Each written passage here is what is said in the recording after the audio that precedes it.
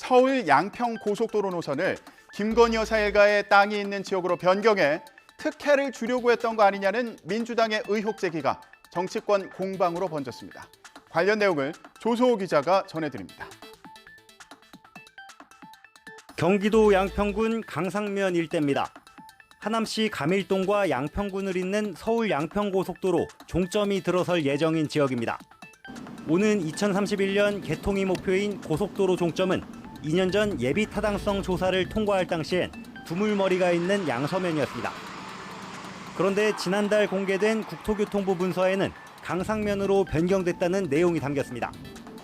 민주당 일부 의원들은 주변에 김건희 여사와 가족들이 12필지, 축구장 3개 크기인 2만여 제곱미터 땅을 보유했다는 점을 들어 특혜 의혹을 제기했습니다. 윤석열 대통령 취임 이후 양평군수까지 여당 소속으로 바뀐 뒤 노선 변경이 추진된 배경이 의심된다는 겁니다. 논란이 일자 원희룡 국토교통부 장관은 의혹은 사실과 다르다며 오해가 없도록 전면 재검토를 지시했다고 설명했는데요. 국민의힘도 원 장관이 충분히 해명했는데도 야권이 터무니없이 정치 공세를 이어간다며 비판했습니다. 장관의 해명이 부족하다면 또 추가로 소명을 하면 되는 거고요. 사실이 아닌 내용을 가지고 정치적 공세를 계속 하는 것이 적절하지 않다고 생각합니다. 국민의힘은 또 김건희 여사 일가에 특혜를 주기 위해 고속도로 노선을 변경했다고 주장한 이해찬 전 민주당 대표와 이 발언을 게시한 유튜브 채널 운영자 등을 고발하기로 했습니다. 앞서 이 전 대표가 지난달 한 당원 행사에서 관련 의혹을 제기했고 이후 다수 유튜브 채널에서 이 발언이 방송됐다는 게 국민의힘의 설명입니다.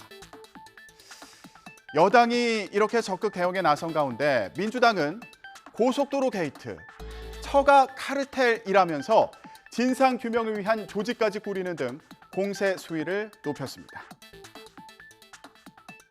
윤석열 대통령 처가 카르텔이 다시 떠오르고 있습니다.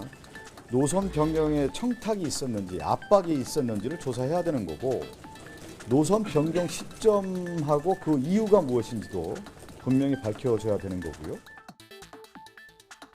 국회 상임위에서도 예비 타당성 조사를 통과한 뒤에 노선 계획이 바뀐 걸 두고 여야 공방이 벌어졌는데요. 어제 기재위 현장으로 가보시죠. 예타가 끝났는데 노선이 바뀌어서 그쪽에 대통령 가족 일가의 땅이 있지를 않나. 이게 뭡니까? 온 세상이 난리가 난리예요. 예타 이후에 사업비가 변경되는 것은 해당 지자체 또는 주민들의 요구를 반영해서 변경하는 경우 등 그 사례가 사실은 드물지 않습니다.